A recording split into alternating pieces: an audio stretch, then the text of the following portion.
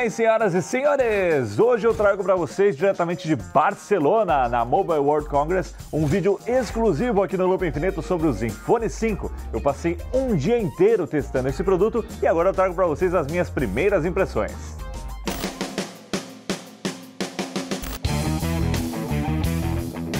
Então, olha aí, esse é o Zenfone 5, essa é a cara do Zenfone 5. E eu sei qual é o primeiro comentário, o comentário que não vai faltar no lançamento desse produto. Ai, mas vocês copiaram o iPhone 10, é cópia da Apple, fez igual ao iPhone, por aí vai, né?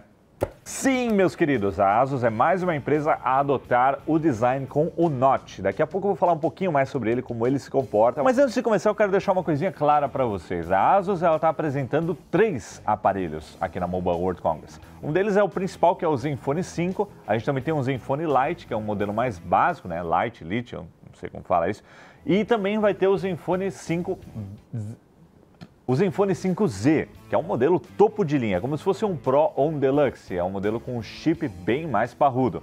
Nesse vídeo aqui, o foco é sobre o Zenfone 5. O Lite e esse Z, eu vou falar num outro vídeo direto do evento, que vai ao ar mais tarde aqui no canal. Então, vamos lá, vamos falar do Zenfone 5. Esse modelo aqui é um modelo, na verdade ele não está finalizado, mas já pude brincar com ele hoje, né? O que rolou? Por que esse vídeo é exclusivo? O que tem de diferente dos outros vídeos que a turma está publicando agora? Eu passei um dia aqui em Barcelona com esse produto testando. A ASUS me levou para alguns pontos turísticos, eu pude testar as câmeras e também alguns recursos dele, baixei alguns aplicativos e tudo mais. Então eu já consegui sentir um pouco mais de como é essa experiência, né? Ao contrário daquela experiência rápida que todo mundo tem ali no hands-on do lançamento. Então eu vou contar para vocês como é que tá este Zenfone 5. Essas são as minhas primeiras impressões. Vamos começar então com um geralzão sobre o design desse aparelho. Quando você vê esse Note, você já pensa, ué, mas e o sensor biométrico? Será que vai ser forçado a usar o reconhecimento facial? Não, a ASUS não removeu o sensor biométrico, ele está na parte traseira e aqui na frente a gente tem só o espaço para a telona, né? O Note é bem menor do que o do iPhone 10, mas também nós temos menos sensores aqui. Mas no fim, o aproveitamento de tela é bem melhor. Só aqui na parte inferior que a gente tem uma borda um pouquinho maior, né? A lá Galaxy S8, a lá Galaxy S9. Mas no geral, esse aparelho está com uma telona muito bacana. É um painel IPS com resolução Full HD+, ou seja, adaptado para a proporção 18:9. E seguindo aqui sobre o design, na parte traseira nós temos o sensor biométrico aqui no centro e as câmeras no canto, com o LED um pouquinho abaixo delas. Na lateral esquerda temos a gavetinha para o cartão microSD e para o chip, e na lateral direita os botões de volume e o botão de força. Aqui embaixo a gente tem o conector USB tipo C, a entrada para fone de ouvido, graças a Deus, e os speakers, que a gente tem tanto aqui quanto aqui na frente, né? Agora ele é estéreo, então sai som tanto aqui quanto aqui, e o som dele também está bem bacana. Em termos de design, o que mais chama atenção quando você olha para o Zenfone 5 é realmente a tela, né? A tela que ocupa quase a parte frontal do aparelho, tem um aproveitamento de 90%. A gente tem uma tela de 6,2 polegadas que cabe num corpo que seria o equivalente a 5,5 polegadas no celular comum, né? Que não tem todo esse aproveitamento. Então a gente só tem, como eu disse, essa bordinha aqui embaixo e o Note, o resto é tela. E isso é muito louco. Tem 2 fases com o Note. Primeiro você rejeita, depois você se acostuma. Aí quando você se acostuma, quem diria, eu estou defendendo o Note. Em termos de interface, o que é realmente interessante no Zenfone 5 é ver como a ASUS está lidando com a presença do Note, né? Primeiro momento, eu quero dizer para vocês que não existe diferença de gestos aqui nessas regiões, né? Qualquer lugar que você puxar, vem a central de notificações, né? E curioso é que existe um recurso aqui também no sistema para você puxar a central de notificações com um gesto deslizando aqui no sensor biométrico. Então, se eu puxar aqui embaixo, aqui atrás, ó, ele já vem a central. E se eu descer 2 vezes, ele expande a central para mim. E aí vocês estão vendo como está a interface, né, a cara do Zenfone 5 aqui com Android 8. Então vamos lá. Como é que o Note se comporta? Então, pelo que eu testei, varia bastante. Se eu abrir um aplicativo que não tem suporte, como o Chrome, por exemplo, ele fica tudo preto nessa região aqui em cima, o que é, na minha opinião, a melhor solução, né? A gente não tem uma tela AMOLED ou OLED que deixa o preto bem preto, mas pelo que eu pude ver, esse IPS está fazendo um bom trabalho com o contraste, né? E para fechar o aplicativo, você puxa aqui de baixo para cima e aparece aqui os controles do Android, né? E a gente tem até inclusive uma opção aqui para personalizar, para deixar eles todos brancos ou para deixar eles transparentes, né, que é o padrão. Já em outros casos eu tenho uma barra com uma cor de acordo com o aplicativo. Aqui no caso do Instagram, tá cinza, né, meio branco. Se eu abrir aqui, por exemplo, o Facebook, ela fica azul, né? Então vai tentando acompanhar o design do aplicativo. Se não tiver essa informação, fica tudo preto, né? Então é uma solução bem interessante. E quando a gente vai assistir um vídeo, varia, claro, de acordo com o player, de acordo com o aplicativo. O aplicativo padrão do YouTube não tem aquele gesto ainda para esticar a tela, então você é forçado a assistir em 16:9, né? Agora, já o Netflix aproveita melhor essa proporção de 19:9, dependendo do conteúdo, né? Ele consegue dar esse zoom e cropar um pouquinho, mas pega a tela toda, mas não chega a entrar aqui no Note. Então o comportamento varia de aplicativo para aplicativo. E na hora de visualizar uma foto que eu tirei aqui, por exemplo, aí sim eu consigo visualizar 100% da imagem aqui na tela. Em termos de desempenho, eu tenho aqui um Snapdragon 636 que não me deixou na mão durante os testes, mesmo quando eu rodei um ou outro jogo aqui no Zenfone 5, e a gente tem também 4 GB de RAM, né? Então é o Snapdragon 636 e 4 GB de RAM aqui rodando o Android 8. E quando a gente fala de desempenho, é aí que eu quero falar a primeira coisa sobre inteligência artificial. O Zenfone 5 está cheio de inteligência artificial espalhada por aqui, é uma das iniciativas da Qualcomm também com os novos chips, e aqui quando a gente desliza de baixo para cima aqui a central de notificações, a gente tem o íconezinho do AI Boost, né? É um boost de inteligência artificial. O que isso daqui faz? Quando você aperta esse botão, ele otimiza todo o sistema e aí você ganha muito mais desempenho, né? Nos testes que a gente viu aqui, e eu confirmei rodando o benchmark Antutu, eu não posso mostrar aqui os dados porque é uma unidade que não é final ainda, mas eu confirmei isso. O desempenho sobe a nível de um Snapdragon 660, sendo que o processador que a gente tem aqui é um 636. Ou seja, tem um melhor gerenciamento de bateria, chegando aí, encostando no desempenho de um 660. Então, isso é bem interessante. Outros recursos de inteligência artificial estão espalhados pelo sistema. Por exemplo, aquela história de a câmera está sempre vendo que você está olhando para o celular. Então, mesmo que você tenha ele setado aqui para desligar depois de 1 minuto, se você estiver olhando, o celular sabe que você está olhando, então ele não vai desligar, ele vai começar a contar quando você virar e o seu rosto deixar de aparecer aqui na câmera.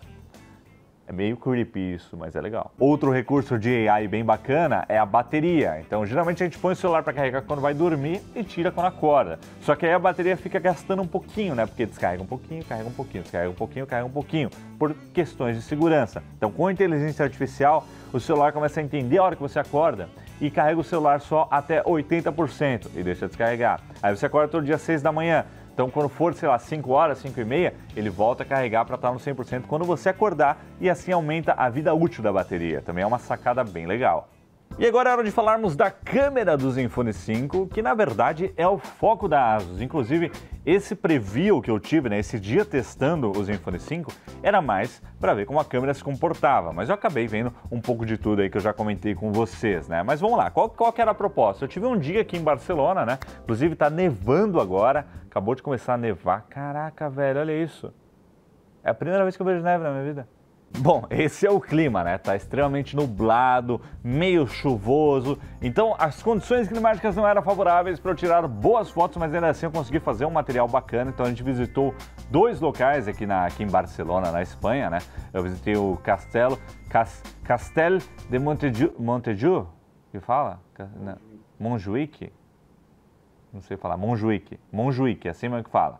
Então eu visitei 2 lugares, né? O primeiro foi o Castelo de Montjuïc, que é um castelo aqui em Barcelona, um local muito louco mesmo. Eu não sei se falei o nome certo. E o outro foi o Parque Güell. Então eram 2 espaços bem legais, mas no castelo estava bem nublado e no parque começou a chover, então não consegui fazer muita coisa no parque. Mas lá no castelo eu já consegui mexer um pouquinho com as câmeras e vocês vão ver umas fotos que eu tirei aí de exemplo durante o meu dia aqui em Barcelona. Bom, então nós temos uma câmera traseira com abertura f1.8, a principal, a wide normal. Não mudou, né, a abertura, mas mudou o sensor. Então nós temos um sensor melhorado que deve ajudar aí na qualidade das fotos.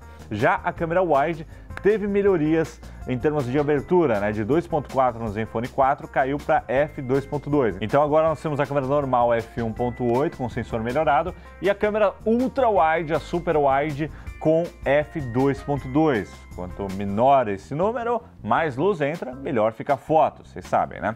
E a câmera frontal continua com f2.0. Eu acho legal que a ASUS continue investindo em uma câmera wide ao invés de uma câmera de zoom, enquanto a maioria das outras fabricantes está fazendo a câmera secundária com zoom ou uma câmera secundária igual, que eu não entendo muito porquê.